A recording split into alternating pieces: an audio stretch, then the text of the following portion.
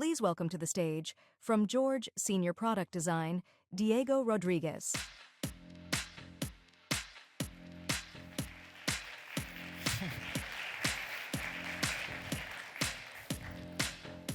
Hello, UXConf. My name is Diego, and thank you so much for being here today. Throughout my career, I've been lucky enough to have worked in a variety of different companies, such as for marketing, from education, and even television. But since 2017, I've been working solely on delivering experiences for the fintech segment, for players like PagSeguro back in São Paulo, Brazil, to Bitpanda here in Vienna. And I'm very excited because currently I've been working on a very exciting and new project for George. For context, George is the digital banking application from Erste Group. We serve more than 10 million people across 6 different countries here in Central Europe. And we've been working hard to deliver a whole new experience for investing into the mainstream. Be you a beginner or a seasoned investor, we believe investing is for everyone. But before I move on, let me share a bit of history. The year is 2015. I had some money saved in my bank account, but there was a problem. It was giving me 0 interest, and it was just lying there. I know, that's embarrassing.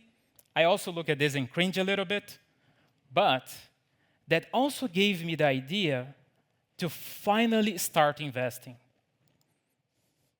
At first, it was overwhelming to get started. I found myself surrounded by all those terms I never heard before. And this made me feel like I did not belong into that universe, that this was only for the rich or the experts. But I had a niche that I need to scratch.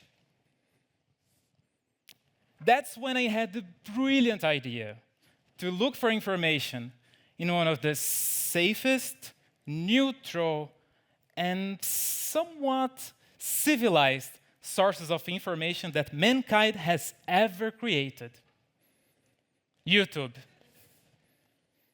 I watched a bunch of videos from these financial influencers back then, and it helped me demystify some of my fears.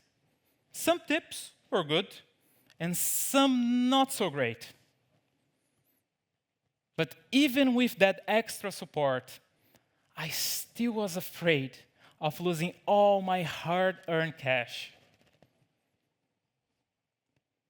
But I wasn't ready to give up just yet.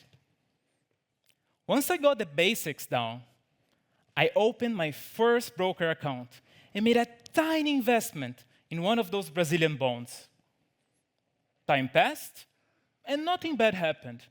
So I made another investment, and another one, and I never looked back. So for the next 15 minutes, I want to share how we at the Wealth Cluster in George tackled a lot of those design challenges.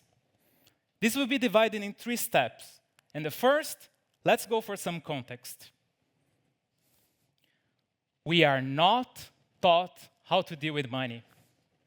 And this really hurts our potential to build wealth and to grow financially. In Europe, only 17% of all household assets are held as securities such as stocks, funds, or ETFs. This means a lot of people is just missing out, and that we have a lot of potential to unblock. And we at George had our own set of challenges. First, we had a very timid approach towards investing, meaning that a lot of our users didn't even know they could invest through our app. Second, complexity. Our fees, they were extremely complicated. If you were a user and wanted to know how much you would pay to invest with us, you had to go through a 14-page PDF. just to have that information. And third, we want to compete with neo-brokers and neo-banks because basically we want to attract those young investors. On the other hand, we have a beloved app used by millions of people here in Central Europe and with an almost perfect score in both the App Store and the Google Play Store, and a staggering 100,000 plus assets available for the Austrian market alone. And we have something truly unique, real people in the branches, ready to give guidance for our clients in their trading journey. So why not take the advantage of all that? That's when we set a very bold goal. Design one investment experience for every user. From retired grandparents to the trendy teenagers, from the daily Redditors who post every day about investments, to the regular people that are just looking to get by and take care of their families and their future. But how did we do it, you ask? For George Invest, we went through an intense cycle of experimentation, testing, iterating, and doing it again. And this lasted for months. And I want to take a brief moment to share some of the findings we had during this process. Pain points that most our users go through during their journeys to invest. First, knowledge and experience. Many people we talk to, they share with us that they had this fear that they did not know enough to get started. And for those who know, who already have started, they lack the persistence to keep doing it and to actually build that experience over time. The second pain point, this one is very relatable. The fear of losing all of their savings they fought so hard to build. Third, being financially healthy and able to pay all your bills, to build a rainy day fund, and also to fight inflation. Fourth, the flexibility to make small investments, and in case you need the money, being able to sell those investments. Fourth, trust. Because they often ask themselves, can I trust my broker with all my money? Or better, can I trust the advice I am given? So I collected all those insights. And before I share my metaphor, I want to ask you in the audience, who in here likes to play video games? You can raise your hands. All right. That's great. That's cool. Because I chose one of my favorite games to illustrate the different steps an investors go during their journeys. Pokemon.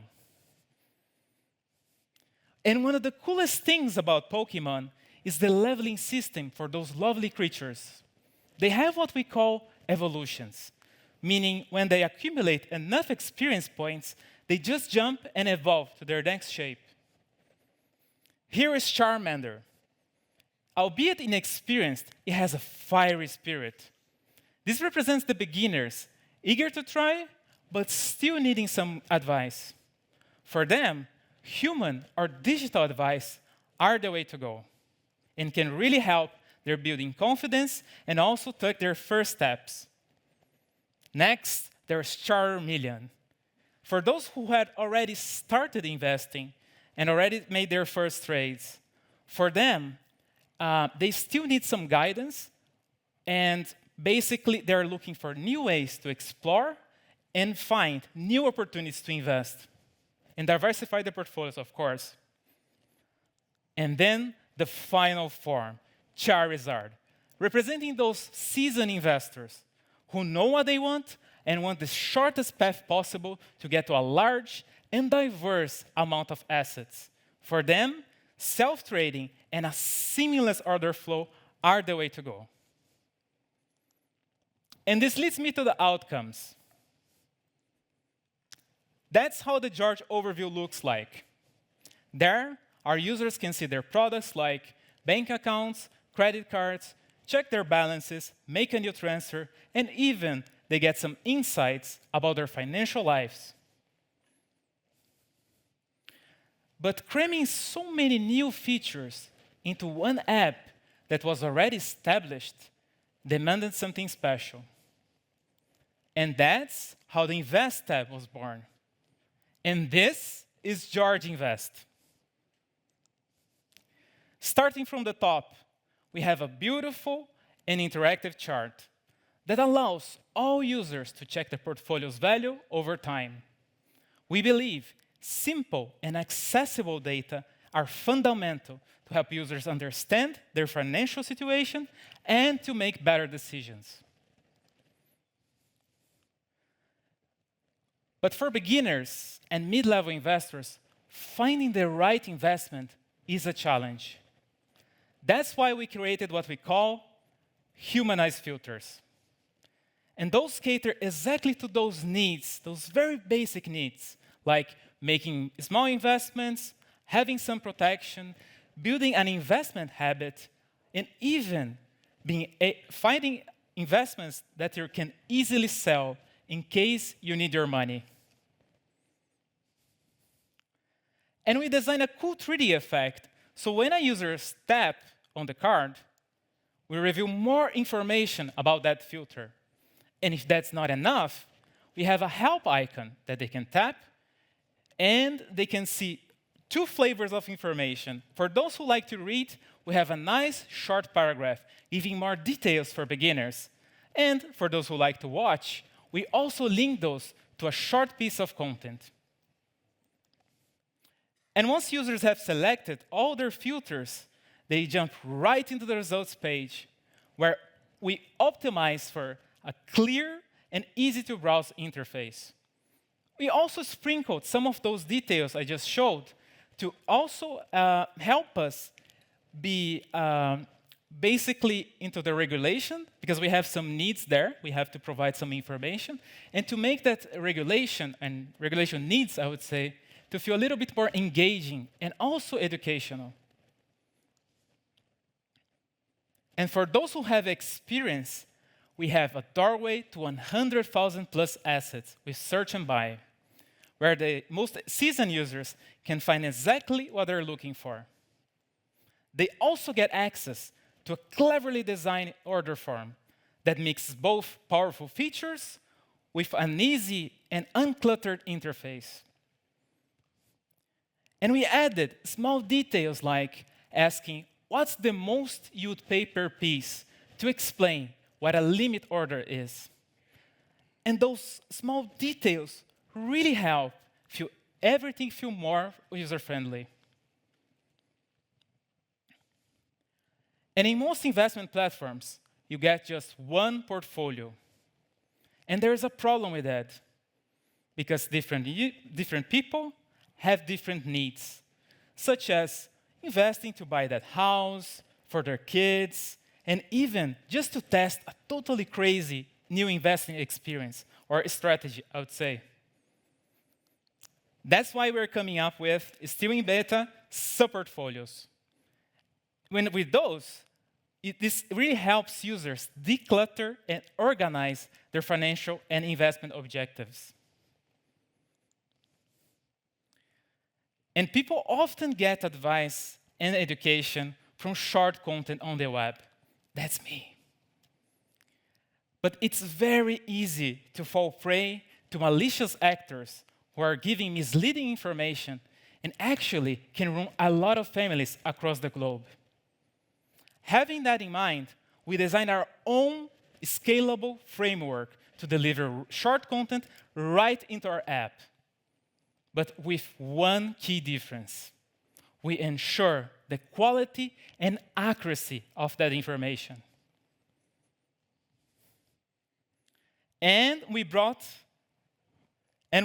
advice to the forefront. From research, we know beginners and mid-level users really rely on guidance be it from a human or digitally. That's why in our tab, advice is only one tap away. So users can easily book a session with one of our many experts. So they can do it via video, chat, or in a branch. We got everything covered. And that's a whole new and beautiful home for the investments of our users. And I'm proud to announce that 2 weeks ago, we shipped our first country, Czech Republic, with more countries to come.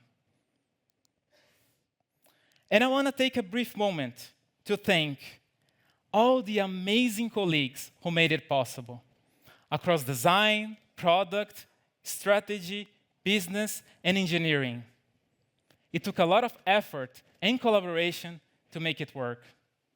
And it makes me deeply proud of being part of such an amazing team. And to wrap this up, I have 3 lessons that I learned and that I want to share with you that helped me the most. First, as Marlon said earlier, show up for those business meetings and talk their lingo. Get yourself familiar with concepts like OKRs, KPIs, and go-to-market strategies, and even how to put a price onto your product. Understanding those concepts can make you a better communicator across your org. And also, it can help you not be a victim of poor decisions and actually being able to influence those decisions. I even took a business course this year, and it helped me greatly. Second, be bold and experiment a lot. Don't be afraid to challenge assumptions in your company. Even when people tell you, oh, that's how it is, it's always been this way. Instead, trust your gut. Because there are features that everybody has, but you can still find room to make them differently.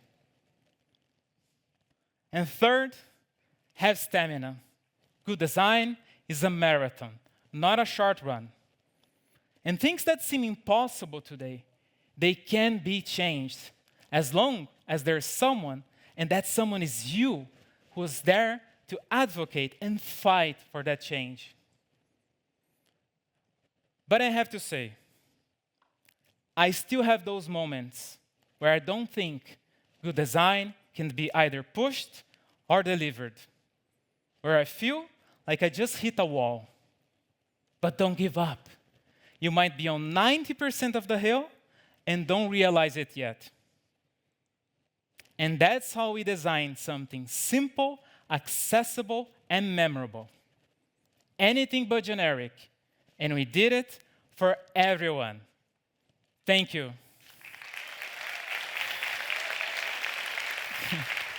Thank you. Thank you so much, Diego. Thank you.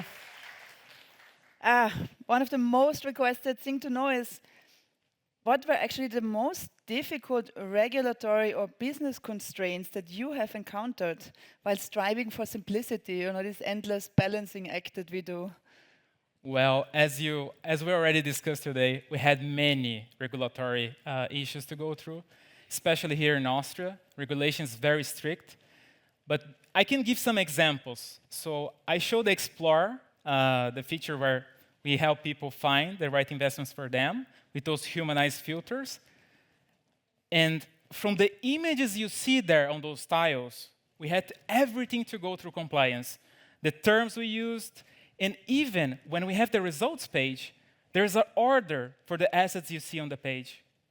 And for that, we had to find very objective rules to actually sort them. So why are you showing stocks before funds? Or why are you showing bonds before of the stocks? So it's like we are on the verge of giving advice. We have to be very clever. And one of the things is that we have to be objective. So some of them are sorted by objective criteria like market cap, some are alphabetically, and others different types of metrics.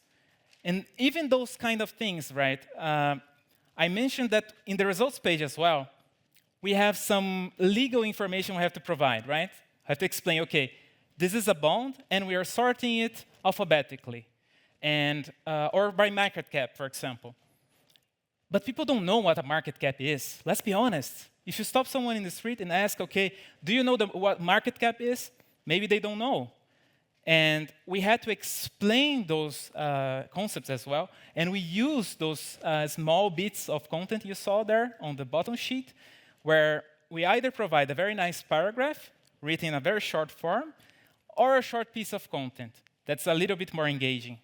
So I don't know if I answered all the questions, but it's very challenging. And yeah, of course, we have to go through a lot of rounds between compliance, go back, rewrite it, until we find something that's actually usable. For sure, that's super tough. Question for your Pokemon segmentation. Yes. So how did you create these segments, and are you asking new users what is their actual investment level? Actually, this is just a metaphor. Of course, we might have... Not official? Yes. Unfortunately, yeah. It's not official. We won't publish this as a paper. But so the question again is just how we segmented, right? We found some very strong patterns. When we start to talk to people, it becomes very clear that there is like this journey they go through, and different people, they will be in different points of their journey. Sometimes they even have some adjacent. So, for example, you might be on the middle, but you still feel like you're a beginner. And to merging all of those, we had to find those metaphors and basically try to convey some of those pain points into something that people can understand. Because as we try to design something for everyone, right? We try to design an investment experience for every user. We had to be also very careful with how much stuff we put on the screen so they don't feel overwhelmed. And at the same time, we had to put these entry points to features that the most advanced users also would find helpful. So to organize that, of course, Pokemon is just a metaphor, but people might be in different moments in their lives, and sometimes they are even in two of those houses. For sure. Which questions do we have in the room? Yes, please, over there. Hi. What are the first customers' reactions? You are in production, you said, for almost 2 weeks. So do you have any clients' feedback already? Thank you. Well, we're still collecting those. It's quite early, and the rollout is now 100%. But I can say that we have some portfolios already open, because we also are launching George Open. And we are also testing that on Czech Republic. But I still cannot provide any figures there. So for now, still, you have to wait a little bit. So fresh. Yes. I believe we had a question in the front row. But maybe in 4 weeks we can publish something. Wonderful presentation, thank you. Why did you choose Czech Republic as a launch country? Well, I think that's a pretty good question. As I explained, George and the Erste Group as a whole covers at least 6 countries so far. And different countries, even in the European Union, they have different regulations. So sometimes we have to launch some of those features, and some of them look a little bit different in Czech Republic right now. And some of those, they take a little bit longer before we can deliver to the other countries, because we have to go through, as I explained, right, a whole regulatory process. We talk to regulators, we check if everything is fine, and for something like the Explore feature I just showed, there was a lot of paperwork we had to go through. So that's why first Czech Republic. Let's take one last question from the remote audience. It's very interesting. So how did you balance the need for simplicity with also the need to having really comprehensive features? Because you cannot really let things out when it comes to investment. So how did you do this balancing act? Oof, that's a tough one. Honestly, as we saw in the talk from Lightyear before, we also have a graveyard, and it's huge. I would say most of our space in Figma is for that graveyard. That means that we had to explore a lot of crazy ideas, try them out, show to people, see how they reacted. Okay, maybe that's good, maybe that's not so good, let's kill it. And it's a constant back and forth. So a lot of this is like, imagine like you're doing something and sculpting a vase. You throw a lot of material away. So that's how we try to balance some of those, because then after we went through this very long and sometimes tedious and hard process where you cut stuff down, you get to the very essential that should be there. And then when we show this to people, they actually understand. So I think that's how you get to that measurement, and you know when it's time, okay, maybe we should launch this because I think this is already working. Perfect, Diego. Thank you so much. A big round of applause for Diego, Thank you. please. Thank you. Thank you.